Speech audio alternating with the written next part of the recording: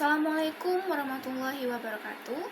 Yang saya hormati Ibu Dr. Randa Mulia Wiwin MPD selaku dosen pengampu mata kuliah pembelajaran berbasis teks. Perkenalkan, saya Tasya Septiani dengan NIM 2503 010029. Pada kesempatan ini, saya akan mendemonstrasikan pembelajaran bahasa Indonesia berbasis teks dengan memanfaatkan media pembelajaran digital. Pembelajaran ini ditujukan untuk siswa pada fase E atau kelas 10 dengan jenis teks berupa teks eksposisi. Adapun topik utama yang akan saya bahas mengenai analisis struktur teks eksposisi.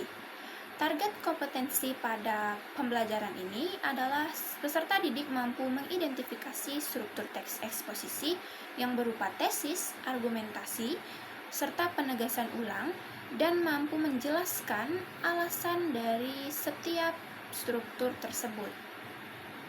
Dalam pembelajaran ini, saya menggunakan media pembelajaran digital yaitu berupa Padlet yang dapat diakses melalui link yang akan saya kirimkan kepada peserta didik melalui grup WhatsApp. Padlet ini saya pilih karena mudah untuk diakses, baik dari handphone ataupun dari laptop siswa. Padlet juga tidak mengharuskan siswa untuk mengunduh aplikasi lain, serta Padlet ini ramah kuota sehingga cocok untuk siswa, termasuk siswa di daerah pesisir dengan keterbatasan jaringan. Media Padlet saya rancang melalui 3 kolom utama. Kolom pertama itu berisi penjelasan materi mengenai pengertian teks eksposisi dan juga struktur teks eksposisi. Kolom kedua itu berisi contoh teks eksposisi yang akan dianalisis bersama-sama secara terbimbing oleh saya sebagai guru. Adapun kolom yang ketiga yaitu merupakan latihan ataupun evaluasi, di mana siswa diminta untuk menganalisis teks eksposisi secara mandiri. Selanjutnya, saya akan melakukan simulasi pembelajaran. Assalamualaikum warahmatullahi wabarakatuh. Selamat pagi anak-anak semuanya. Apa kabar hari ini? Alhamdulillah sehat ya. Oke, sebelum kita lanjut belajar, Ibu mau mengecek kehadiran dulu nih. Kelas 11 hari ini ada yang tidak hadir nggak? Tidak ada, alhamdulillah ada semuanya. Nah, hari ini kita akan belajar mengenai teks eksposisi. Khususnya itu struktur teks eksposisi itu apa saja. Nah, hari ini kita belajarnya berbeda nih daripada biasanya karena kita menggunakan media pembelajaran digital yaitu namanya Padlet. Mungkin anak-anak semua sudah ada di antara kalian yang pernah menggunakannya, mungkin di SMP atau dengan guru lain. Oke, jadi link Padletnya bisa kalian buka, sudah Ibu kirimkan di grup WhatsApp kita. Tampilannya seperti ini, ada 3 kolom utama. Kolom pertama itu ada materi, kedua ada contoh teks, dan yang ketiga ada tugas. Yang pertama kita bisa bersama-sama membuka terlebih dahulu materinya. Apakah bisa terbuka salin bianya? Jadi seperti ini struktur teks eksposisi. Nah, sebelum kita lanjut, kita mengetahui terlebih dahulu nih, apa sih sebenarnya teks eksposisi itu? Teks eksposisi adalah jenis teks non-fiksi yang menyajikan informasi, gagasan, atau juga pengetahuan secara singkat, jelas, padat, dan juga akurat, di mana didukung dengan fakta dan juga argumen. Jadi, selanjutnya struktur teks eksposisi itu ada 3. Yang pertama bisa dilihat itu ada yang namanya tesis atau pernyataan pendapat. Yang kedua ada argumentasi. Dan yang ketiga ada penegasan ulang. Nah, yang pertama mengenai tesis atau pernyataan pendapat. Tesis ini merupakan bagian teks eksposisi yang isinya itu pernyataan pendapat sang penulis. Jadi, bagian ini itu biasanya disebut juga sebagai bagian awal ataupun bagian utama. Nah, pernyataan pendapat ini bisa sebuah gagasan, ide, ataupun opini, pikiran, anggapan, atau juga argumentasi yang dikemukakan oleh penulis terhadap suatu peristiwa, keadaan tanpa dipengaruhi oleh orang lain. Jadi di tesis ini itu betul-betul gagasan yang disampaikan oleh penulis tanpa ada tambahan daripada gagasan orang lain. Berikutnya itu ada argumentasi, struktur yang kedua. Nah, argumentasi ini merupakan unsur penjelas untuk mendukung tesis yang sudah disampaikan di awal.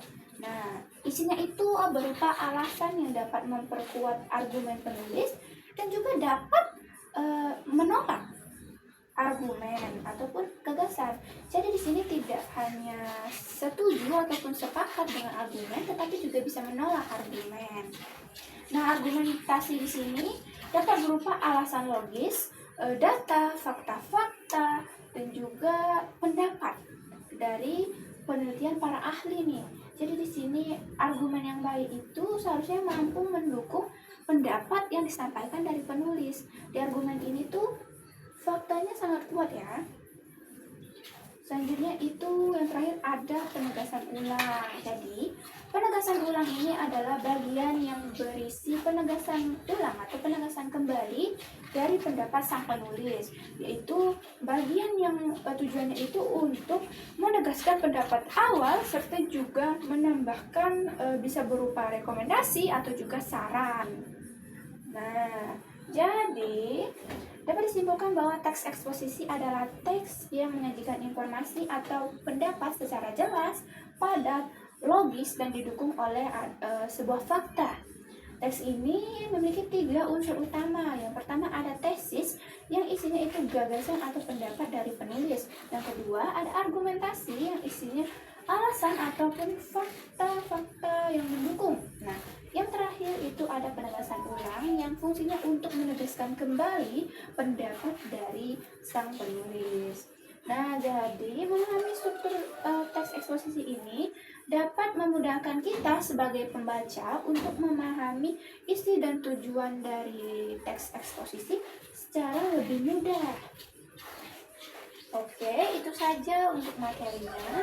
Selanjutnya bisa anak-anak semua buka kolom yang kedua, yaitu contoh teks eksposisi yang judulnya itu betulkah Indonesia memiliki laut yang kaya akan sumber daya alam? Itu ada 5 paragraf. Ibu beri waktu 5 menit.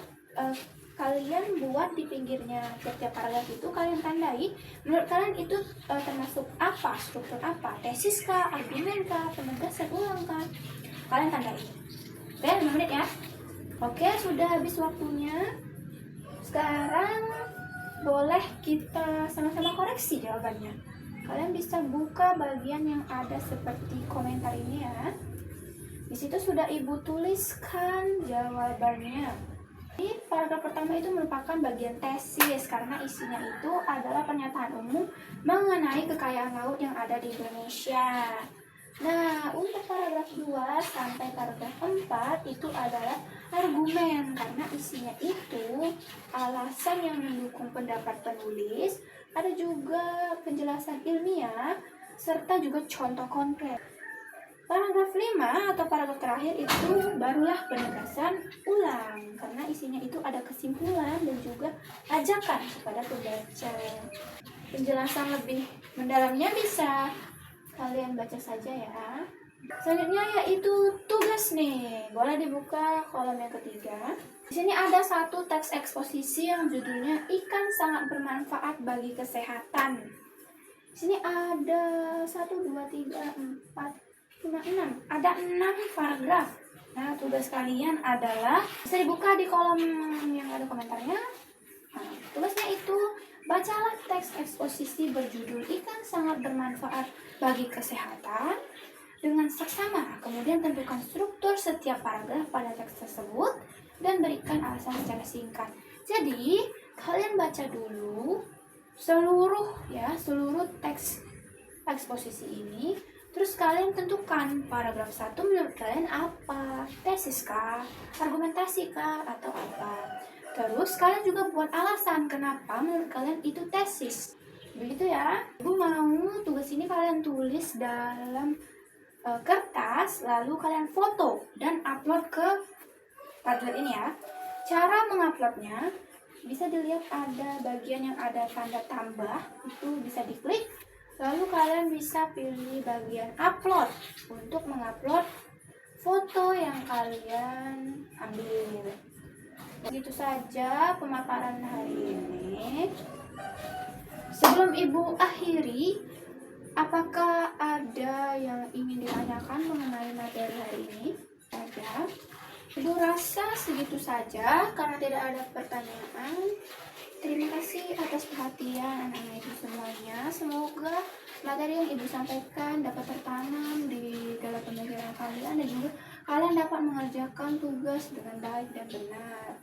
Selanjutnya, Ibu tutup dengan wabillahi taufiq wal hidayah. Wassalamualaikum warahmatullahi wabarakatuh.